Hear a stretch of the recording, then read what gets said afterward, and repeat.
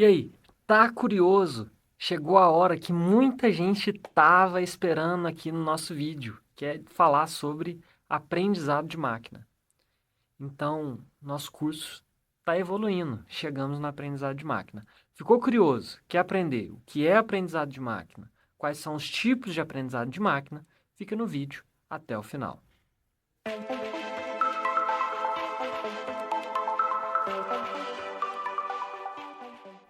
Olá, meus queridos alunos, vocês estão bom, né? Chegou a hora, então, da gente falar de aprendizado de máquina.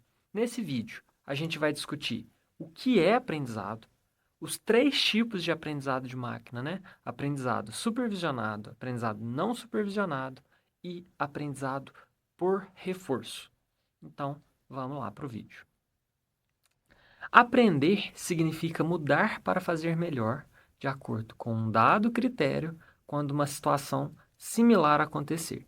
Então, o agente ele vai estar aprendendo se ele melhorar o seu desempenho nas tarefas futuras após as observações sobre o mundo. Então, essa é a ideia. No início do nosso curso, né, a gente falou de um chatbot, perguntei para vocês se ele era inteligente ou não, e aqui, quando a gente está falando de aprendizado de máquina, a gente não está considerando ele simplesmente seguir um passo a passo, algumas regras e ter algum armazenamento ali para satisfazer. E aí a próxima pergunta que eu faço para vocês é: aprender é memorizar? Então, não, né?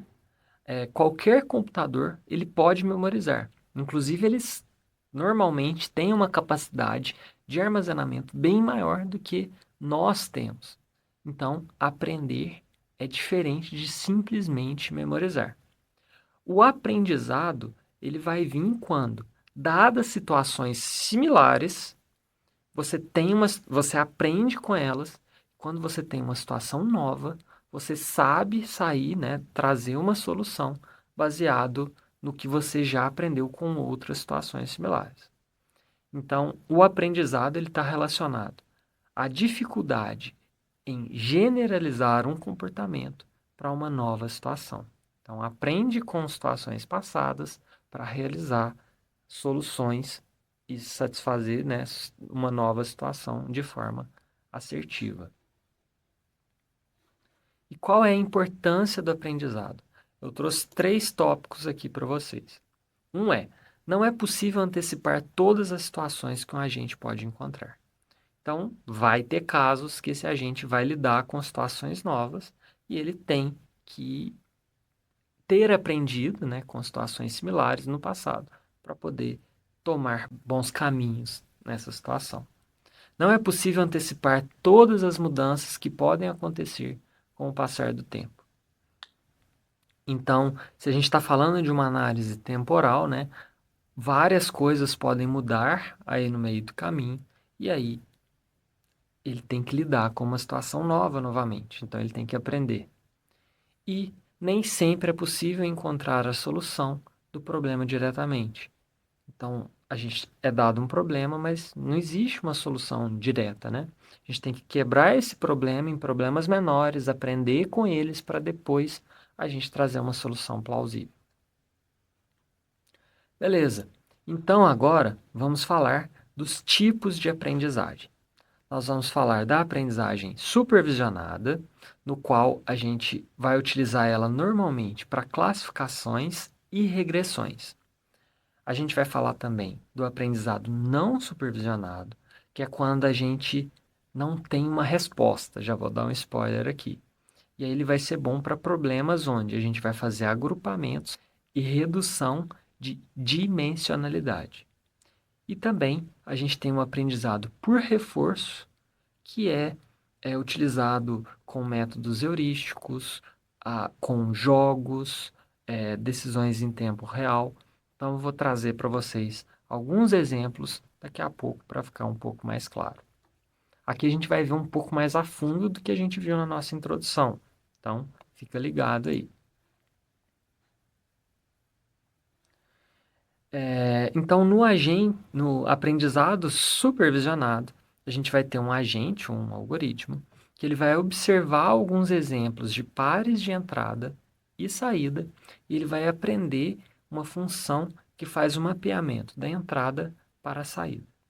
Então, a partir de uma coleção de pares de entrada e saída, ele vai aprender uma função que prevê a saída para novas entradas. Também é conhecido como aprendizagem com o professor. Não quer dizer que esse par representa apenas um valor. Então, vou trazer um pouco mais matematicamente o que foi dito aqui. A gente tem dois tipos de variáveis. A nossa variável dependente, que é a que a gente quer predizer, quer descobrir, e a gente tem as nossas variáveis independentes. Essas variáveis independentes, elas vão ter alguma influência sobre essa variável dependente. Por causa disso que ali eu disse que é criada uma função. Então, eu posso ter várias variáveis independentes para predizer ou para classificar aquela variável dependente. Quando eu trouxer um exemplo aqui, uma tabelinha, vai ficar mais claro para vocês. Então, esse professor, ele vai possuir um conhecimento do ambiente e vai fornecer um conjunto de exemplos de entrada e resposta desejada.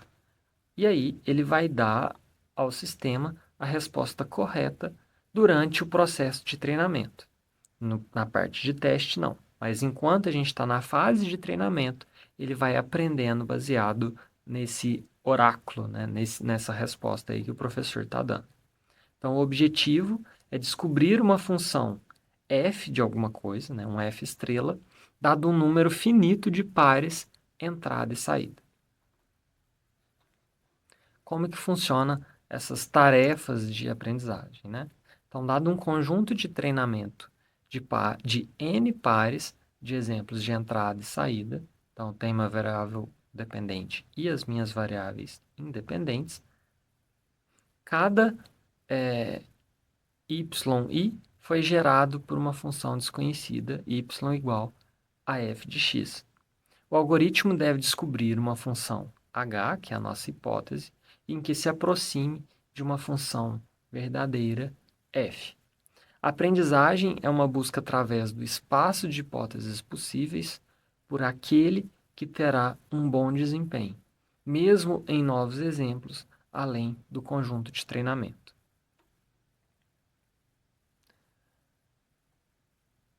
E como que eu meço, né? Como que eu sei que a minha hipótese, qual que é a precisão da minha hipótese? Então, a gente vai fornecer um conjunto de testes de exemplos que são distintos de um conjunto de treinamento. Dizemos que uma hipótese generaliza bem se prevê o comportamento corretamente o valor de y para novos exemplos. Então, vou sair um pouco do que vocês estão vendo, vou tentar explicar isso de uma forma mais abrangente. Nós teremos, normalmente a gente faz uma divisão em dois grupos, dados de teste e dados de treinamento. Os dados de treinamento, a gente fornece a resposta, por causa disso que é o supervisionado. Então, eu sei se é grupo 1, grupo 2, grupo 3. E nos dados de teste, a gente oculta eles e faz a análise para ver se com o que ele aprendeu com o treinamento, ele tem uma boa performance. Vamos supor, como que eu faço essa divisão? Ela é, de certa forma, subjetiva. Normalmente, o pessoal utiliza a regra de Pareto. 80% dos dados para treinamento e 20% para teste. Mas isso pode mudar, pode ser 30, 70, 70, 30 e por aí vai.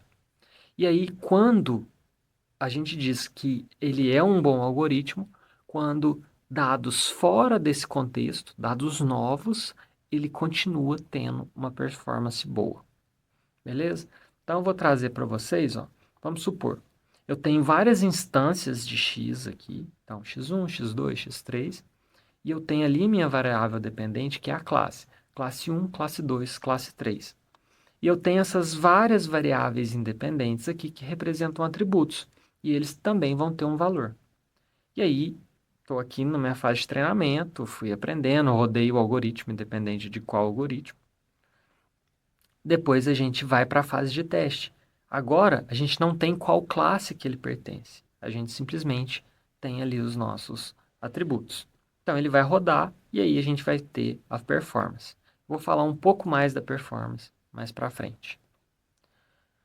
Beleza. Vamos agora para o nosso aprendizado não supervisionado. Então, o agente ou o algoritmo, ele vai aprender padrões na entrada, embora não seja fornecido nenhum feedback explícito.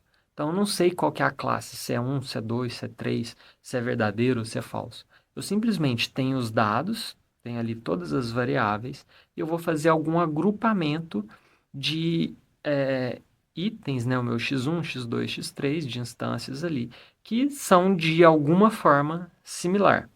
Então, a tarefa mais comum de aprendizado não supervisionado é o agrupamento desses itens. A gente tem a detecção de grupos de exemplos de entrada potencialmente úteis. Vamos considerar aqui, ó, a gente tem um dado tridimensional. Então, a gente tem 3 características de cada um desses itens e a gente conseguiu achar aqui 4 grupos que representam eles. Então, só um exemplo aqui para vocês. Vamos trazer um exemplo um pouquinho mais concreto, né? Então, eu tenho um agente de táxi, um motorista de táxi. Ele pode desenvolver gradualmente o conceito de dia de tráfego bom e dia de tráfego ruim, sem nunca ter sido rotulado exemplos de cada um deles por um instrutor. Então, ele vai aprender, dadas as características daquele dia, se é um dia de tráfego bom ou se é um dia de tráfego ruim. E quais são as diferenças com o aprendizado supervisionado? Então, no aprendizado não supervisionado, né, não existe um professor para falar se está certo ou se está errado. Então, não tem exemplos rotulados. Aqui, a função ela vai ter que aprender a agrupar esses dados. Então, o modelo ele vai ter que aprender sozinho quais são as relações dos dados, quais são os padrões que existem, quais são as regularidades nos dados para poder trazer esse agrupamento. Beleza? Espero que esteja claro. Vamos partir agora para o aprendizado por reforço. Então, no aprendizado por reforço, o agente ou o algoritmo ele vai aprender a partir de uma série de reforços, sejam elas recompensas ou punições. Então, um exemplo, né? A falta de uma gorjeta no final do percurso fornece a um agente taxista uma indicação se ele fez algo de errado. Então, se ele receber uma recompensa, quer dizer que ele fez um bom trabalho. Ele vai entender dessa forma. A ideia básica tem origem em estudos experimentais sobre o aprendizado dos animais. Quanto maior a satisfação obtida com uma certa experiência em um animal, maiores as chances dele aprender. Então, por exemplo, eu estou ensinando ali um cachorro, ele fez alguma coisa certa, eu dou um petisco, dou uma comida para ele. Ele fez alguma coisa de errada, eu trago alguma punição para ele. Por exemplo, ele vai escutar um som de uma campainha. Então, o aprendizado por reforço, ele é bem interessante, né? E ele normalmente acontece ali com coisas que estão de fato aprendendo. Por exemplo, um jogo, né? É baseado nos resultados ali que ele vai tendo uma bonificação ou uma punição, ou decisões em tempos reais. Pode ser, sei lá, um motorista de aplicativo. Se ele fez uma corrida boa, ele vai ganhar uma nota boa, se não, ele vai ganhar uma nota ruim. Então é bem isso. Dependendo de como ele agiu, ele recebe ou uma recompensa ou uma punição. Espero que esse vídeo tenha ficado claro, que a gente já viu os conceitos, né? Na próxima aula, a gente já vai falar de tipos de problemas de aprendizagem. Então, ainda vamos ficar um pouquinho na teoria, para depois a gente, de fato, ver os algoritmos e trazer exemplos dos algoritmos. Obrigado você que ficou até aqui. Curte o nosso vídeo, ajuda a gente aí, compartilha esse vídeo com seus colegas que estão querendo aprender sobre aprendizagem de máquina que você vai ajudar muito a gente. É isso aí. Valeu!